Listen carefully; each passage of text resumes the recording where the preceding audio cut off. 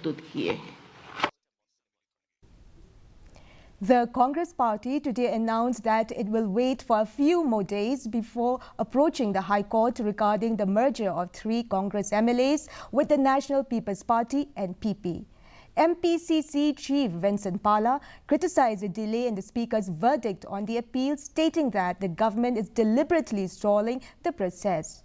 He emphasized that the Speaker is required to deliver a decision within 3 months, but the government is dragging its feet, knowing it is on a shaky ground. The 3 Congress MLAs, Charles Marngar, Gabriel Walang and Celestine Lingdor, has joined the NPP earlier this year.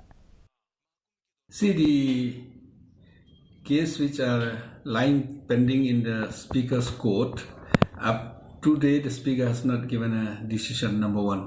Number two, if the Speaker, he doesn't give the verdict, so we wait for normally 3 months, because normally the rules is the Speaker has to dispose the case within 3 months.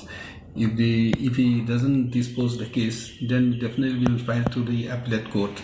So we are waiting for another few days, so that after 3 months of the expiry, then we'll go to the appellate court. That means the High Court or the Supreme Court.